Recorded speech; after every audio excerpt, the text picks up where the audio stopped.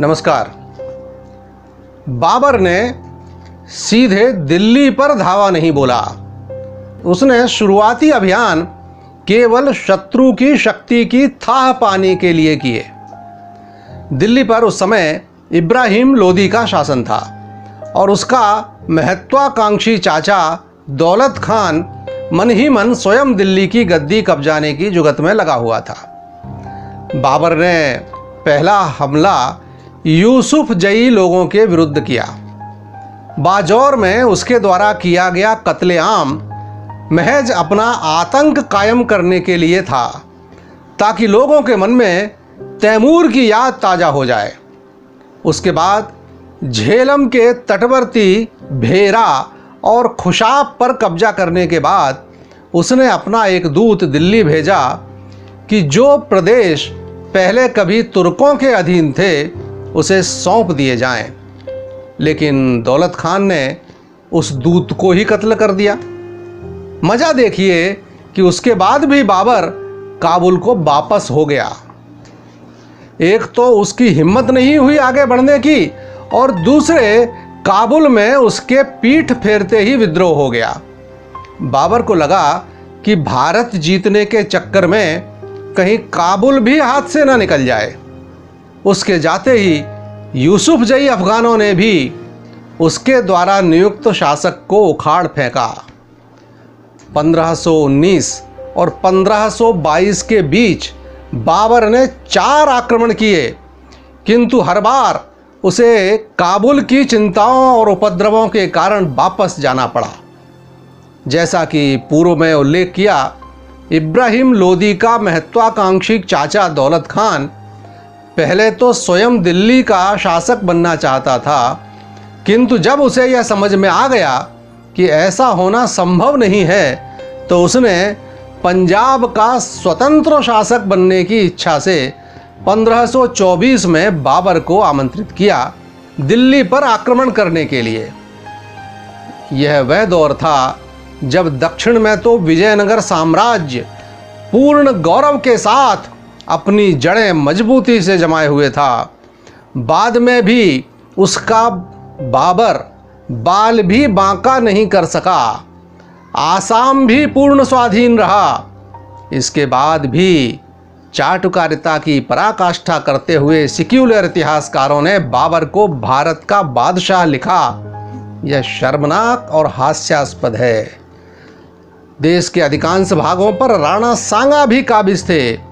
आइए अब राणा सांगा के शौर्य की चर्चा करते हैं। बाबर के आगमन के पूर्व दिल्ली पर जिस लोदी वंश का शासन था, वह भी राणा सांगा के हाथों पराजय का कड़वा घूंट पी चुका था। इतना ही नहीं तो उसकी राजधानी आगरा को भी राणा सांगा ने जलाकर राख कर दिया था। दिल्ली की कमजोर स्थिति को भांपकर मालवा और गुजरात के मुस्लिम शासकों ने भी स्वयं को दिल्ली से पृथक स्वतंत्र शासक घोषित कर दिया था। इन दोनों को भी मेवाड़ के परम पराक्रमी अपराजेय योद्धा राणा सांगा ने छठी का दूध याद दिला दिया था। यूं कहने को तो मालवा पर महमूद द्वितीय का शासन था, किंतु पहले तो परोक्ष रूप से राणा सांगा के आत्मीय मेदिनी राय वहां मंत्री के रूप में सत्ता सूत्र संभाले हुए थे। यहाँ तक कि मालवा के अन्य मुस्लिम सामंतों को जब यह स्थिति सहन नहीं हुई तो उन लोगों ने षड्यंत्र रचने शुरू कर दिए। जैसे ही राणा सांगा को यह जानकारी मिली, वे तुरंत मदद को आए और मालवा के शाह महमूद को न केवल पराजित किया, बल्कि उसे गिरफ्तार कर चित्तौड़ ले गए। यह अलग बात है कि बाद में उदारता दिखाते हुए ससम्मान उसे उसका राज्य वापस कर दिया। मेदिनी राय अब स्वाधीन होकर चंदेरी और गागरौन के शासक हो गए। गुजरात पर उस दौर में मुजफ्फर शाह का शासन था, जो 1401 में राजपूत से मुसलमान बनकर सत्तासीन होने वाले जफर खान का वंशज था। इस मुजफ्फर शाह को भी राणा सांगा के हाथों पराजय का स्वाद चखना पड़ा। तो राणा संग्राम सिंह उपाख्य राणा सांगा एक प्रकार से समूचे मध्य क्षेत्र पर अपना दबदबा कायम किए हुए थे। राणा के पराक्रम को राजस्थानी डिंगल कवियों ने गाया। तेरे अलावा कौन मालव सेना का संहार कर मोहम्मद शाह को कुचलकर बंदी बना सकता है? गुर्जर प्रदेश के शाह को कौन लोहा ले सकता है? लोधी से लड़कर आगरा कौन जला सकता है? और कौन बाबर को रोककर वापस दिल्ली तक खदेड़ सकता है? हे रायमल के सुपुत्र राणा संग्राम सिंह, तुम्हारे भय से बंगाल और तेलंग भी कांपते हैं। तुम्हारे अलावा और कौन हमारा शाह हो सकता है? एक झपट्टे में ही उसने जालौर और चंदेरी को कब्जे में कर लिया। ठट्टा, मुल्तान और मांडू सब और उसकी दुहाई फिरने लगी। समुद्र पर्यंत उसकी सीमा हो गई।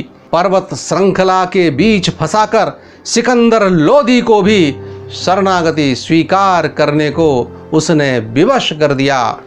रायमल का सुपुत्र संग्राम सिंह चित्तौड़ पर एक छत्र शासन करने लगा। तो ऐसे थे राणा संग्राम सिंह उपाख्य राणा सांगा। अगले अंक में बाबर और राणा सांगा के संघर्ष का वर्णन होगा। तब तक के लिए नमस्कार।